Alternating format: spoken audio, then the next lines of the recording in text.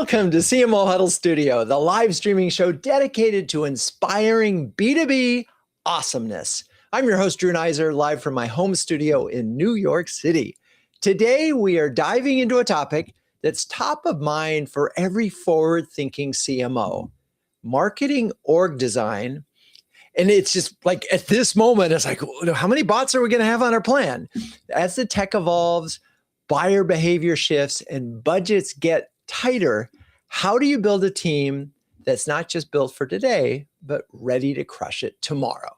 With that, let's bring on Charles Groome, VP of Marketing at Insightful, who has previously joined us on the show to discuss many topics, including event strategies, category creation, and ABM. Hello, Charles. Welcome back. Hey, Drew. Great to be here, and Happy New Year. Happy New Year to you as well. So how are you and where are you this fine day? I'm doing fantastically. I am in our Bryant Park offices here in Midtown Manhattan, New York City, and excited. This is, first full week back for us, and org is definitely front of mind for this team. So I'm glad to be here for the conversation. Awesome. I look forward to that in your input as always. So let's talk about you mentioned your team uses a performance framework based on an Eisenhower matrix, which is completely new to me. So can you walk us through how that works in evaluating and developing talent? So the first thing I have to share is what is Insightful? What do we do? Because it's really relevant here when it comes to building, especially a distributed org, which I hope we'll talk more about what that looks like in the marketing world. But Insightful as a platform is a workforce analytics software. So we use Insightful ourselves here, and we're developing a discipline with our clients that we try to deploy for ourselves. And it starts by looking at the two factors that matter. So an Eisenhower grid, simple, 2 by 2, up and to the right, important and urgent, down and to the left, not important, not urgent, eliminate. Similar kind of concept here, but with the two metrics that matter when you're running a workforce. So we look at OKRs, or performance, the things that everybody as a manager, especially in marketing, is tightly focused on all the time. How are the people performing? What are their results? What are their outcomes? But the other piece that we found, and that as a workforce analytics platform we really focus on, is the effort. And that's where we find that there's a really hard problem that has just kind of befuddled everybody for the longest time, which is how do you accurately account for the effort that people are putting in? And so what we're looking for, and this lines up nicely with philosophies like radical candor and other management disciplines that are focused on how you get people motivated and keep them engaged. We're focused on finding the blend between high performance and high effort team members that, when you put those two things together, you get magic to happen. So that's what it looks like. And, if folks are interested, happy to share out what we use with our clients at Insightful. I find it a useful heuristic for anybody running especially a large and distributed team. I got so many little questions that I have to get at because outcomes and effort. First of all, part of this is so much of, in my experience, evaluations are in fact in the eye of the beholder. Do I like this person? Do I not? And it seems to subconsciously come through all evaluate. I just like them. I like having them around, right? And that's and that's important. So and then effort's another one. Are we just looking at 35 hours, 40 hours, 70 hours? We've all worked with people who get more done in 30 hours than most people get done in 60. So how do you look at those and actually sort of get to something that feels like it's not completely arbitrary? Right. So I love that you start with the hard problem first, because the subjective nature of evaluating talent is the thing that Insightful is built to unpack and resolve.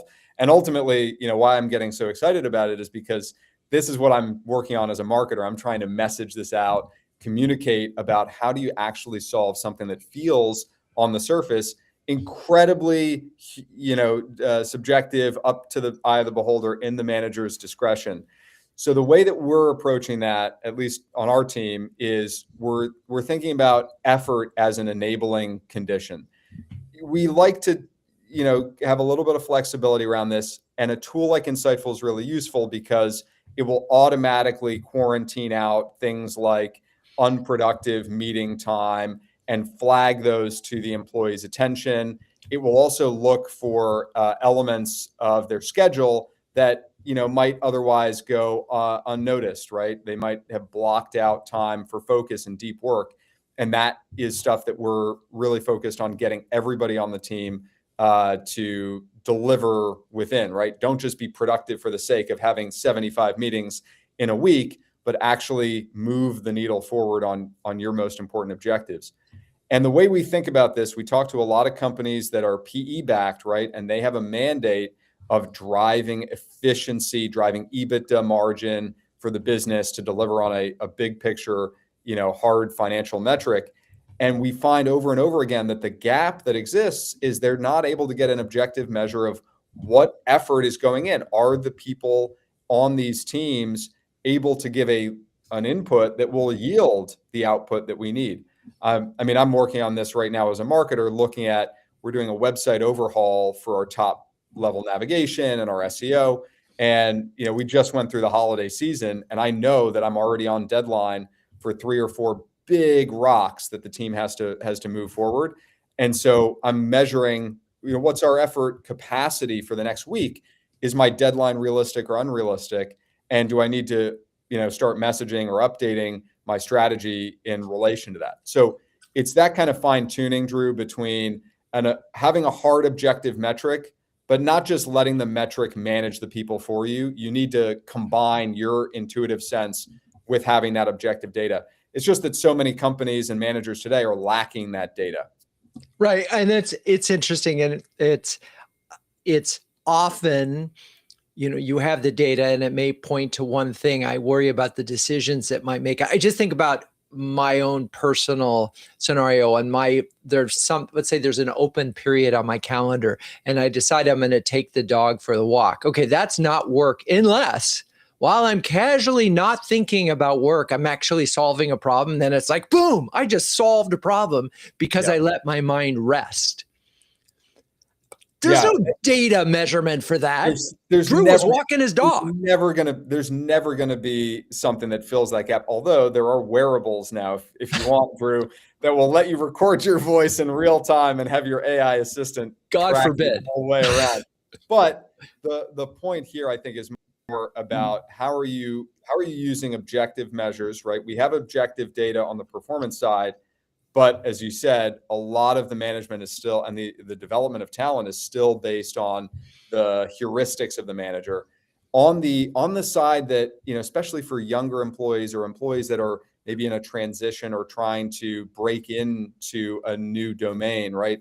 Think about people who are upskilling or wearing multiple hats, getting a clear and objective sense of where they are spending their efforts, where those efforts are productive or not productive. That can be incredibly clarifying. I know for myself, I use this data on me all the time, trying to manage the manager. And I'll look at, oh my gosh, I spent 3 hours working on this project, when if I just had the strategy outlined up front, I wouldn't have had to put in that much invested time. I could have been back at home, dealing with the kids instead. But it's that sort of like insight learning. I think about us as like the Apple Watch of the tech world, in the sense that if you're not measuring your heart rate, how are you going to learn when you're in a high stress mode and how to kind of take that deep, mindful breath, right? That's kind of part of what we bring to the table, at least philosophically. It's so funny. I completely agree and encourage certainly every CMO to think about doing a time audit. If you don't have a tool like Insightful, do your own time audit. Where are you spending the time? Because obviously you want to be spending your time on the things that have the most leverage. I think this moment, and then I can transfer us back to actually the conversation that we're supposed to be having today, which is designing organizations. The big pressure, particularly at PB, that I see, the biggest dynamic is getting stuff done fast versus getting stuff done well. And the measures of performance, look, let's face it, what every PE firm wants to do is say, hey, we want not $250,000 of revenue per employee. We want that number to be 500,000. And suddenly we're going to be epically successful, right? Those are big numbers. But the thing that I keep seeing, and this is where generative AI in theory, yeah, I can do this faster. Can I do it better? That's such an interesting domain, Drew, because one of the use cases that we've just been cracking into at Insightful are companies that come to us and they want to benchmark. They're benchmarking their employees against AI agents. And these are some very large financial services companies, very large companies in the contact center space. And they're benchmarking and they're finding that people are better. And that's what they're consistently trying to triage is where is AI adding value and where is AI creating noise so that we can discriminate between the two and keep people focused on the high leverage work like you're talking about. So I think that as you think about org design and future proofing, right, I like the value that Insightful brings. Not everybody's going to have Insightful or even be the right kind of organization for it, but have that discipline as a marketing leader to say, I'm not just going to throw AI at the people or try to automate everything that we do.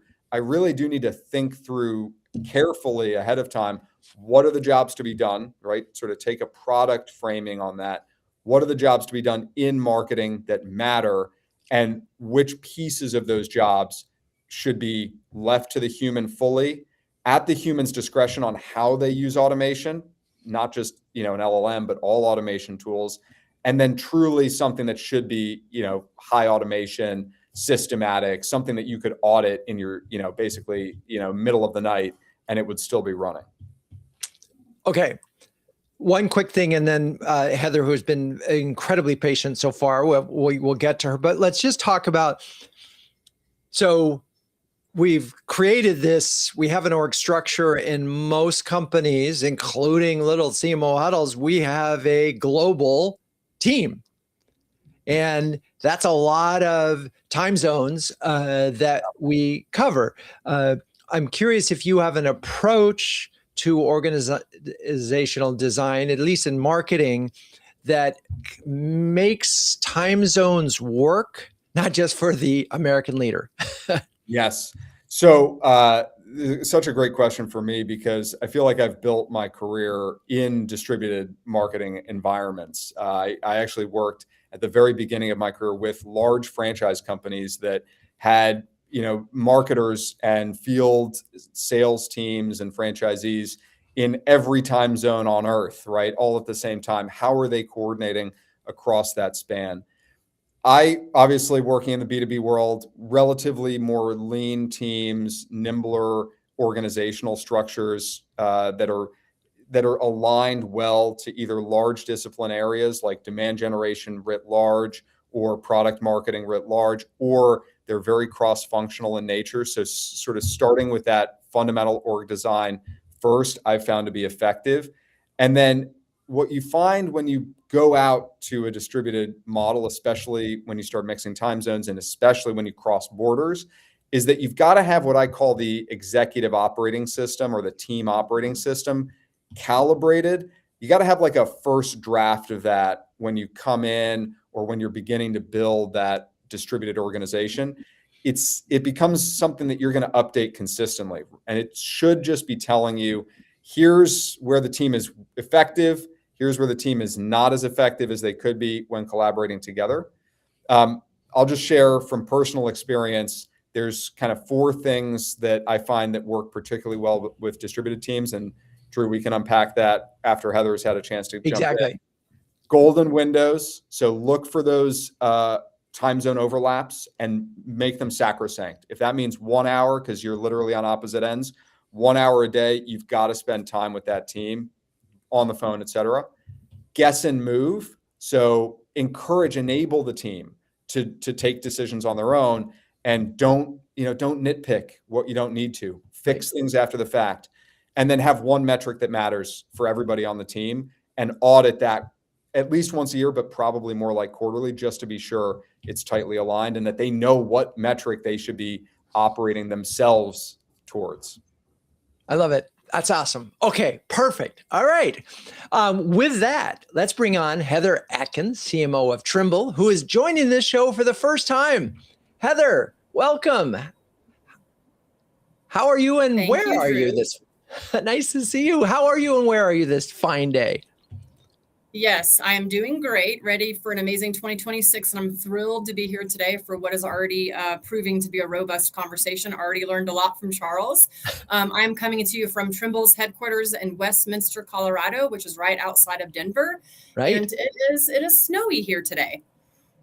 Well, it is Colorado. You know, Yes, you it got the is. Rocky Mountain High thing going out there. Yes.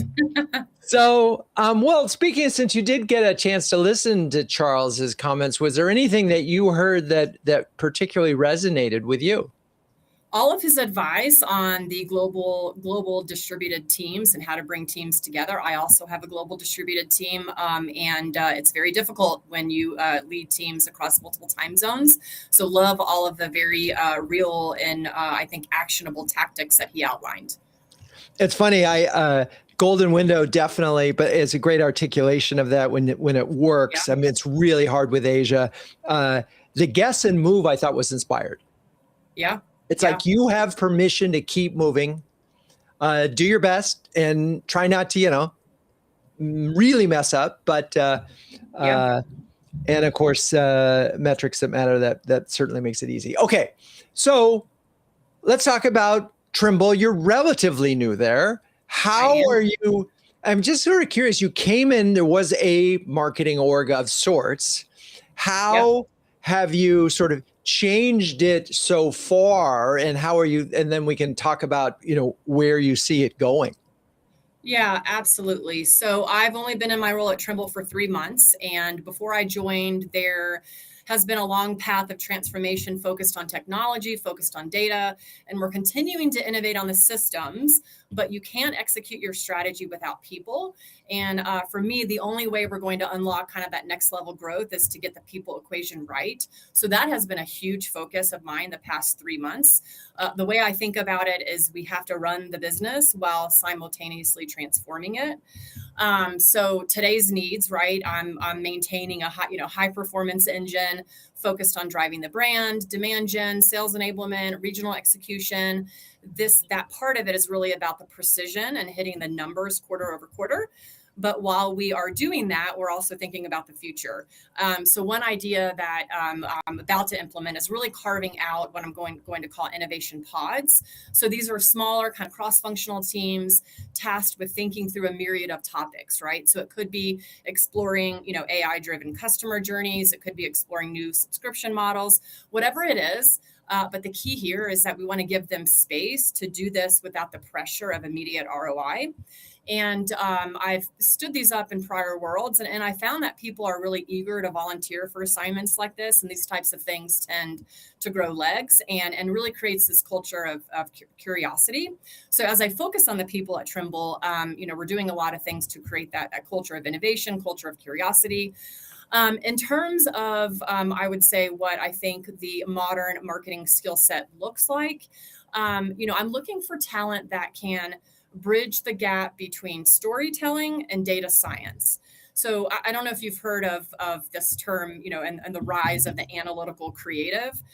So we used to think of people as either, your left-brained data or your right-brained creative. And I think that wall needs to come down. I want creatives on my team to look at a performance dashboard and say, the data says that this hook isn't working. Let me pivot that story.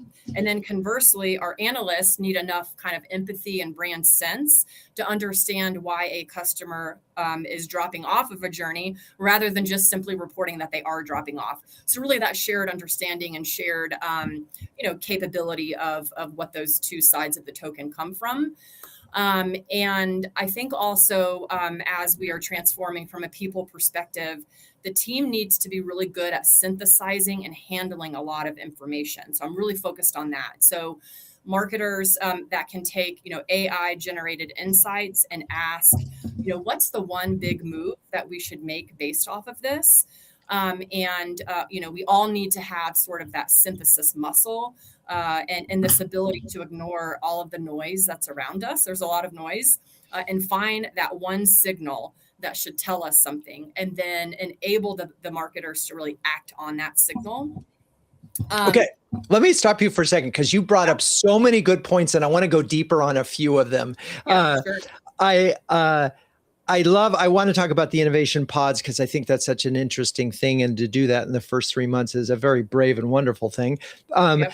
I also have to say, sort of in my simplistic sort of notion of what does a leader do and what are their three priorities, it's like set the vision, build the team, and allocate resources. That you can almost boil everything down in it. And what I was curious about in the team part of this is, are you replicating a team design? Because you mentioned a bunch of functions that is pretty much similar to what you've done in the past, or are you making some adjustments, not just because of the company need, but because of the technology that's now exists that might not have existed before?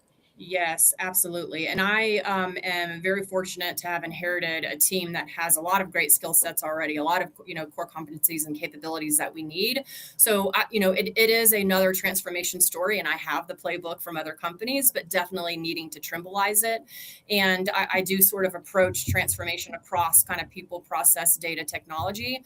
So from a team org design and people perspective, I've spent a lot of time, what is our strategy? What are we trying to achieve in outcomes? And what does that ideal org design need to look like? So inheriting a team, my approach is taking the people out of the boxes. What do the boxes need to be? Again, what are those core competencies that we need to drive impact against the strategy? Put the people back into the boxes, and then start to assess talent and assess skill sets, and then move people around to get the right people in the right roles, and help each individual really find the intersection of their passion, their skill set, and where we have the business need. Okay. So interestingly, I have this sense right now that this is a different period of management and leadership, in that it's easier today because it used to be, I don't know anything about this. No longer can you make an excuse like that, because at your fingertips is the world's largest repository of information. Are you finding that, because you said take them out of their boxes, and then sort of, are you finding that because of generative AI, people can think broader in you don't necessarily say, okay, you only do PR and you only do events or you only do email kind of thing? Is this a pipe dream of mine, or is that something that you're starting to see happen when you think about taking people out of their boxes? I think that's part of breaking down silos and really having that collaborative spirit, and that shared understanding of what everyone does. So it's sort of the T model, right? I still want specialists who can go super deep in something, but we do need to all have our eye on tech, our eye on how we can leverage AI and build it into our workflows. And to do that, I think you have to have people that do go at least a couple of inches deep across all of those roles. I just had sort of one bookmark on, I love the fact that your culture, and you speak about Trimbleizing. I think that's really, I just, to the extent that you're at a company where you can actually do that, that's amazing. I want to go back to innovation pods and talk about that in a little bit more, because I don't think enough companies do this. But if you want to inspire curiosity, if you want to solve bigger problems and not just be doing the day-to-day stuff, you need something like this. I'm curious how you're structuring and what kind of specific ambitions you're giving to these individuals or teams. Yep. And we haven't stood them up yet. I'm only 3 months in. But it's just What? really allowing, I know, right? 3 months, I'm behind. Oh, come on. No, just kidding. Of course. Yeah. It's really about allowing them the space to for trial and error, for failure, frankly, right? And to test their way into something. And I think that it's also a way that we're trying to break down silos. So not only within marketing, but across other functions as well, sales, marketing, customer success, product, and within marketing, certainly product marketing, content creative, demand generation. And so bringing different perspectives together and giving them, a goal. And I early on in my career, there was a CEO and someone asked him, how is it that you got to where you are? And he said, I find problems across the organization and I volunteer to solve them. So that's really going to be my remit for these innovation pods is find a problem and then work together to solve that problem. I love it. I mean, you're literally creating an organization of impact players, which is amazing. I want to go to this other notion, which I think is fascinating, this notion of storytellers who use data. I have to pause for a moment. Multiple years ago, I ran an agency. We had both creative services and we had digital production. It was very much like running two agencies. You had left brain, right brain. There were folks who were creative and thinking and just out of the box all the time. And the digital people were all process oriented. It's like, is it on the chart? Is it on the thing? Is it in the software? Is it there? And they thought differently. So you're asking people to get both of their sides of the brains working and you're looking for those people. I feel like those are unicorns. Are you actually able to get storytellers who are really good conceptually to think about data and data people who are really good organizational process to think about story? That's the challenge, right? That's the remit. That's the challenge for the team. And I think it goes back to upskilling and up-leveling your current team and then knowing when you need to acquire certain skill sets or competencies externally. But for all of us, whether you're creative, whether you are, data-driven or data-minded, left brain, right brain, it's all about taking what the machine gives us, so to speak, right? And then adding that, 10% of human intuition and strategy that makes it something that could be breakthrough. And again, whether you're coming from a data mindset or a creative mindset. So I challenge the team to spend less time, thinking about what the differences are and also coming together and less time on manual execution and more time on that type of strategic synthesis. And then, really from there, designing my team around that. Yeah, and it is sort of funny. I think about it in the same way as is bringing up kids. You could say to your child, "Well, I wasn't good at math, so you don't have to be good at math." Well, the reality is, math is work. Period. You just have to learn it and rote and so forth. And that's not my idea. That's Malcolm Gladwell. This talks about this. So what you're basically saying is you can't get away with the excuse that you might have gotten away with when you were, I'm not good at this. There's no choice. You need to have this. If you want to succeed here, you have to pay attention. You just can't say, I don't care about that because that's not my domain anymore. So if you're a storyteller, you still need to think about it. And I think that's profound. And it makes us empathetic to one another as well. Exactly. And where we're coming from. And less siloed. I mean, and in theory, where it gets really tricky, and it's interesting, this came up in the Metrics that Matter conversation in a peer huddle, is sometimes the data signals are anecdata, like the sales guys are feeling a vibe.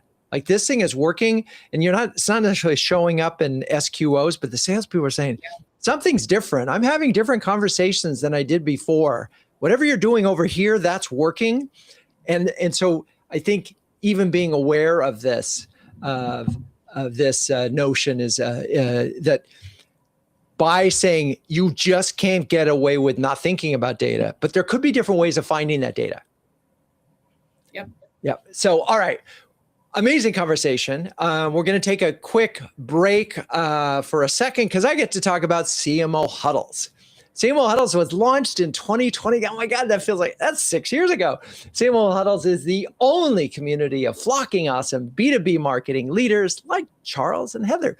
And that has a logo featuring penguins. Wait, what? Yes. Well, a group of these curious, adaptable, and problem-solving birds is called a huddle. And the leaders in CMO Huddles are all that and more, huddling together to conquer the toughest job in the C-suite.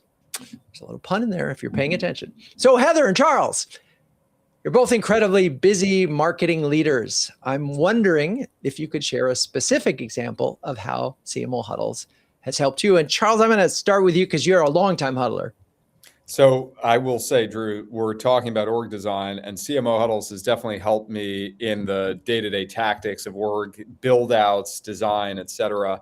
I mean, the number of great people who come through the CMO Huddles Slack channel by itself is probably worth the price of admission. Plus, and I'll talk about this if you want to double click on it, I love micro experts on the team and agencies and referrals to freelancers and contractors. They're just coming through all the time from the CMOs in the group.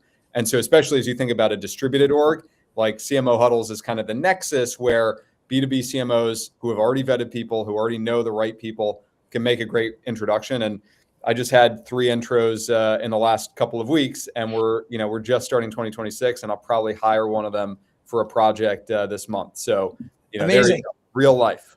Amazing. That's awesome. Okay. Well, Heather, I know you're very new and I don't want you to feel any pressure, but just if CMO Huddles has been of help, please share. Yes. So we have grown a lot through acquisition and have been on this journey to go from a house of brands to a branded house, like many other, companies in the tech space, like many other companies, many other CMOs. And so why not connect with them and learn from them? So, and I would say CMO Huddles has been the vessel to make that happen. So Drew, you and I have had a couple of conversations on this topic, and then you put me in touch with a few others to connect with. And that so far has been, just invaluable for me. I love it. Well, I appreciate that. I appreciate both of you. That's one of the topics that you're dealing with is one of my favorite go deep topics. So thank you both for your sharing. If you're a B2B marketing leader who wants to build a stronger peer network, gain recognition as a thought leader, and get your very own stress penguin, please join us at cmohuddles.com. Okay. So many things. And Charles, Heather and I were talking for a while, and I'm curious if you heard anything in that conversation that sparked some thoughts. How quickly are you going to get your innovation pods going? Yes, breaking down the traditional silos, I feel like, Heather, totally on the same page with you. I wanted to maybe respond a little bit and elaborate on your T model marketer, which I think is so critical right now. Because one of the things I have really at the back of every decision I make on org is hiring for mindset and hiring for that kind of strategic problem finder profile, whether it comes with a technical skill set, an analytical skill set, or a creative skill set. Drew, I don't know if this is the solve to your big, problem statement, but I definitely feel like you've got to look for the people in the team that have that ability to blend these two worlds together enough to go and find the problem, articulate the problem, so that it can be solved. That's kind of what I want to double click on, because I feel like we're all looking for that in B2B, and we're looking to do that, whether it's a product marketer, whether it's a customer marketer, whether it's a demand gen, whether it's, even sometimes an intern can be a source of inspiration because they're thinking about this with totally fresh eyes. Yeah. And I've just sort of the pin on the 2 things. One, the team marketing model, which is so interesting. If it particularly we can get to a campaign structure, so the ownership of a team owns a campaign, because budgeting by campaign is a lot healthier for organization than, say, budgeting by channel or department. It just makes because then and again, how you budget also is how you measure, and so it's important to be thinking about that. But if you have a team marketing model, you can have a team budgeting model, and that will help you get team results. The mindset hiring thing, I think, is so interesting at this moment in time. I wonder if we're getting any better than we were 10 years ago, 20 years ago at actually hiring, increasing the odds of a successful hire by more than 50%. Even though we're looking for this mindset, are we good? And do we know the right questions to ask and the process to go through to get these people? I think, Drew, I want to go back to what you said around team, measuring by team, hiring by team, bringing teams together versus just individual roles. I think, traditional org charts are vertical. Right. And I try to design our teams horizontally around the customer journey and around our big kind of 2026 marketing initiatives, which at Trimble we're calling the Global Nine. So just did, reorged around this. So instead of a product marketer and a demand gen marketer working in isolation, we formed what we're calling integrated campaign units or integrated campaign teams. So these units include product experts, global campaign strategists, regional marketing, content creators, a project manager, someone from the paid media team, a data analyst, and these teams of people, right? And it's times 9 because it's for our Global 9 initiatives, are rallying around the initiative, rallying around the customer, and they're coming together early enough and often enough to co-create strategy. And so, by dismantling the traditional silos, these units really have transformed or will transform marketing from, a handoff process into this continuous loop of innovation. And in prior roles where I've done this, a major benefit is that it allows the customer's voice to be baked into the strategy from day one. So an example of that is, when someone from the BI team shares kind of real time intent signals directly with the content creator and maybe a regional marketing lead, the resulting output of that isn't just this broad message, but it's a, contextually relevant experience tailored to specific local needs. So, it have had great success in doing that in prior roles and just reorged the marketing organization to do that at Trimble. For those listening live right now, I want to put, if you were wondering, okay, the title of the show about what the future of the marketing org should look like, to me, what Heather just described as a team-based approach is flocking awesome. And I don't think, Heather, it's more unusual than you would think. I think there are still a lot of vertical skills-based teams out there, and the budgets are being sent there. And once you have that, you have a problematic organization because I'm just worried about my PR. I'm just worried about the website, or I'm just worried. But by doing it they can also see the impact. Yep. Right? Which is, so they feel better about the work that they're doing. They know that I'm imagining it's a hard transition though.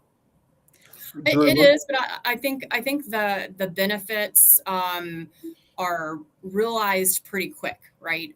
We just did this change in December, so it's not even been a month ago. And the benefits really extend beyond efficiency. I think it has already allowed these teams to pivot instantly based on market shifts because all of the decision makers are already in the same room. And then also by kind of co-creating this vision, the global strategists, the regional teams stay aligned, and then it eliminates sort of this one size fits all approach. And campaigns, when you do that one size fits all approach, campaigns often fail locally, right? So it's also given the shared appreciation of, you're on a global team, you're on a regional, local team, but you can come together and make sure you have that continuous feedback loop. So we're creating campaigns that actually resonate within the market. Charles, I know you wanted to weigh in on this, so go for it. Yeah, and I think what's interesting about this approach is when you scale it down, right? Insightful is just about a 100-person company. We're very nimble, but we serve an incredibly horizontal market. You got to scale this approach down to size. And this gets back to mindset because now you need marketers on that nimble, lean team that can pivot from having one campaign on Monday and a different campaign on Wednesday without losing the plot in between. And so, where Heather's org structure at a larger scale gets the benefit of having the team concentrated for a defined period of time, what we bring as an edit to that approach is going to be just that team now moves and, pivots its lock-in focus on maybe we're addressing PLG segment on Monday with a bunch of initiatives. Maybe by Wednesday, we're focused on a high-scale strategic enterprise named account strategy. And then we'll go back to PLG on Friday, right? And that kind of pivoting motion is what I think is really critical at my stage in a Series A SaaS, that you've got to not lose the cross-functional and the focus on the campaign result, the way that you guys are talking about, but scale it to size and then hire for mindset. Because the challenge when you go with pure vertical skills is that those people, they just take the task and they just do the task, not able to pivot between this context and that context very easily. Yeah, we had Udi Ledegor at the Super Huddle, and he really talked about how all his first hires were all about mindset and not about any specific skill. And he just figured they were all really curious problem solvers. I also, and I mentioned already that this team structure felt like it would be good for metrics because you're sort of budgeting by campaign and team and so forth. But I also imagine, and this may be, I could be inferring, so I'll try to turn it into a question. Does it make it easier to figure out, so we've got a team structure that's going in your global 9, so global 1, there's a structure. They have a certain amount of IT, AI, MarTech support needs that they can collectively decide, in theory. So it might be easier than when you have the siloed vertical where, PR, I need this, and I could, in order to measure it, and for email, I need this, and does it?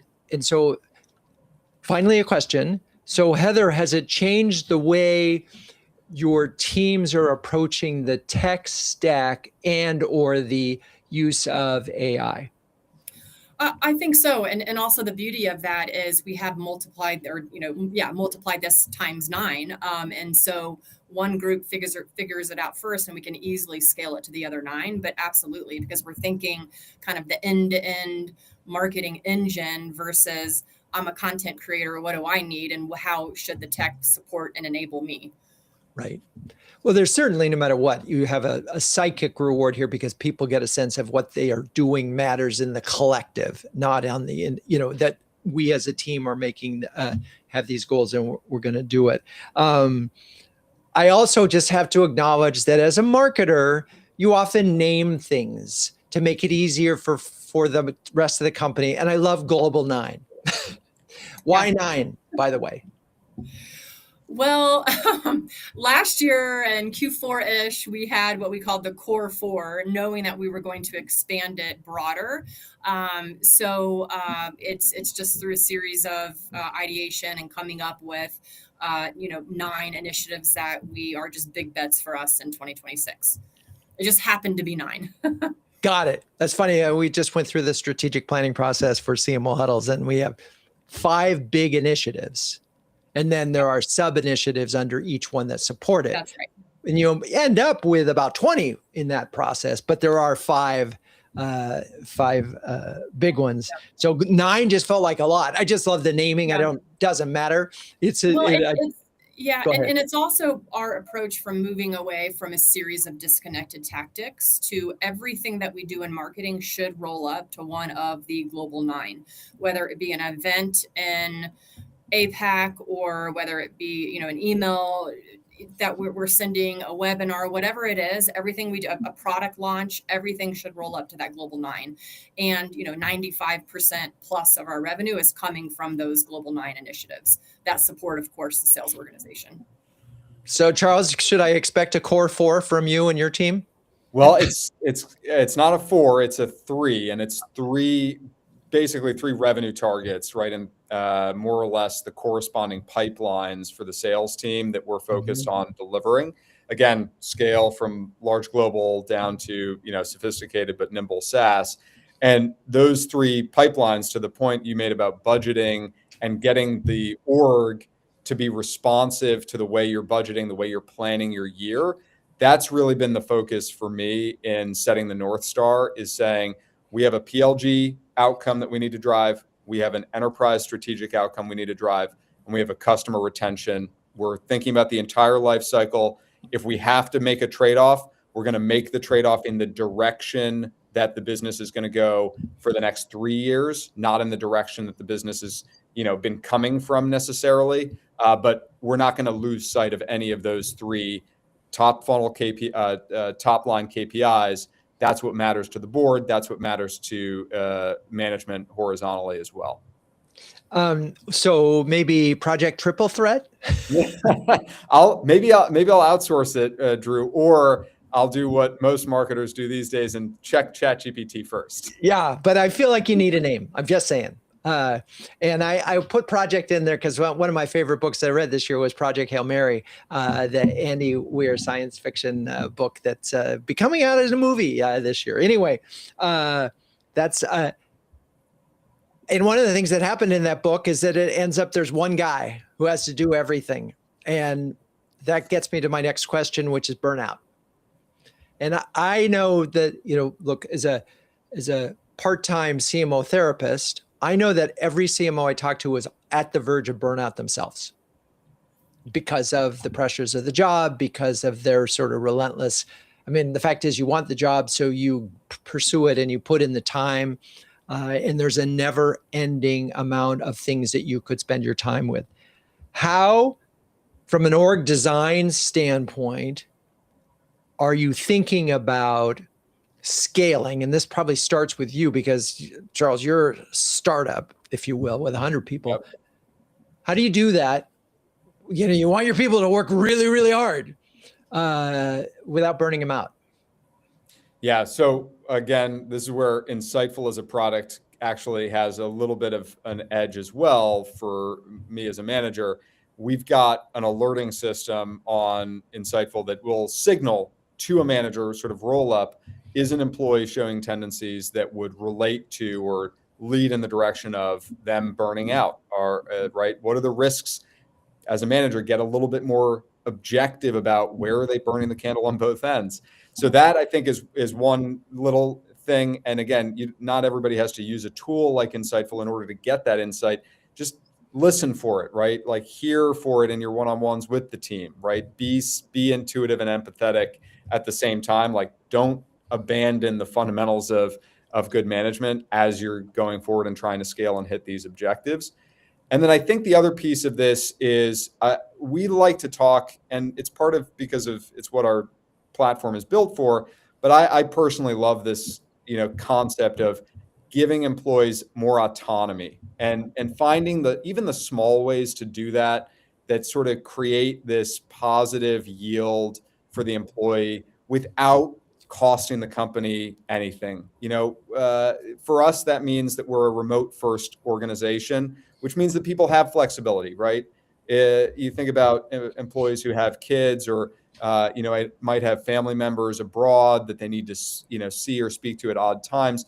Give them that flexibility to be that human first and then come back to the business with a very clear framework. So what we try to do in the team is just equip them with tools that will help them take the drudge work out and make them more productive for the same input, time, and effort. Going back to that, that original matrix we were talking about up top. A couple of interesting things, and just thinking about one of a global organization, in particular, the notion of time shifting, right? And the ability to flex. It used to be in an old-fashioned world, a boss would see, oh, you got in at 7 a.m. and you left at 8 o'clock at night. You're a hard worker. Whereas which was just time-based, and you could see it. Now with most, 2 days a week or 5 days a week, you're virtual, you don't see it. But really, what's important, again, is if you can shift time, like I spent 2 hours in the middle of the day doing this, and then I just found that other time whenever I wanted. I think that is what you're talking about, is giving people the autonomy they need. Certainly it feels good personally to be able to time shift. Look, the company really, but even before I joined, had great growth in response to COVID, and we tapped into that as a platform. But I fundamentally believe it as a manager that you add that level of flexibility, you give employees that autonomy as team members to find the way to deliver on their results in the time that they have available to them, and you don't micromanage that aspect.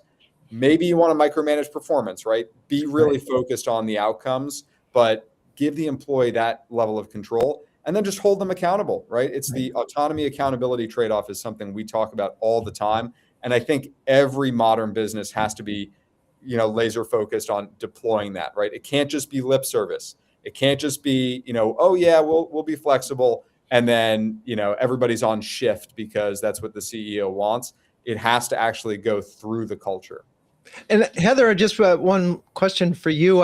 I'm imagining that the team structure enables additional accountability because you don't want to let your teammate down. I'm definitely seeing that, Drew.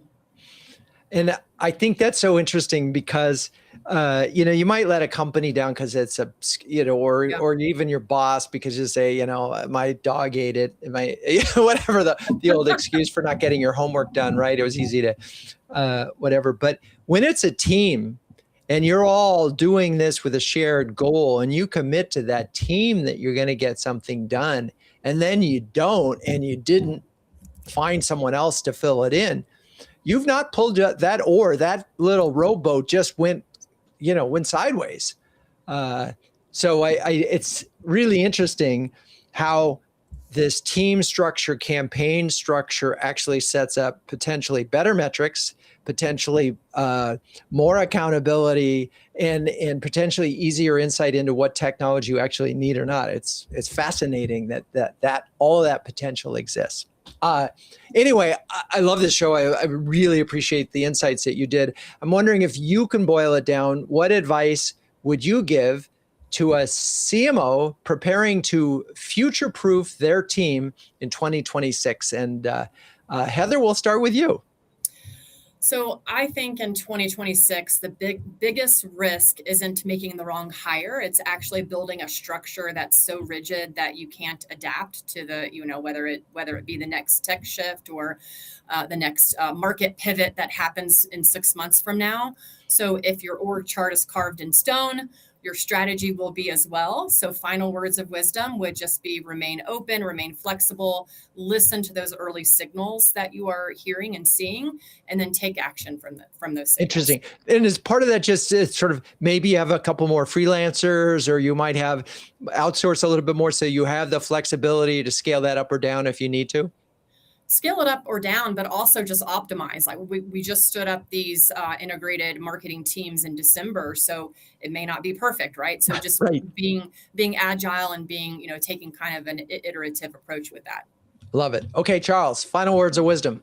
I think as a marketing leader, you've got to be ready to own the mission, especially in this day and age where, as Heather highlights, technology could throw things completely for a loop in 2 weeks, a month, who knows? So I think you've got to own the mission. And the other piece of advice, something that I'm really trying to implement myself, is free up the bandwidth that you've got with creating this exec operating system for yourself so that you know that you've got the bandwidth to be able to give the team more clarity on the why. Do the work. Global 9, Heather, is fantastic framing. You've had to put in a huge amount of effort getting that just right. And now you're going to have to go and monitor it, right? Like, I think it's about freeing up your mental capacity to do the bigger things, less of the day-to-day admin, less of the micromanagement. That's the balance. It's not saying it's easy, to pull off. You still have to make sure people are doing their jobs, but it is ultimately what I would be focused on going into this year. Well, we really appreciate both of you and your perspective on this. I love that we had big business, smaller business, and the mix. But I can't emphasize enough, a CMO and a marketing leader is only as good as the team underneath them. And I've talked about that, but you often thought of that just in terms of the talent. What we really talked about here is the design of the org underneath you. And I think you got some really good ideas to at least think about and implement in 2026. With that, cue the music. Oh, I forgot one thing. Oh, well, yeah, thank you. Thank you, Heather and Charles. You're great sports. Thank you, audience, for staying with us. Please join us in next week when we'll be talking about putting customers at the center of the company with JD Dillon, Carlos Carvajal, and Nikhil Chawla. Cue the music.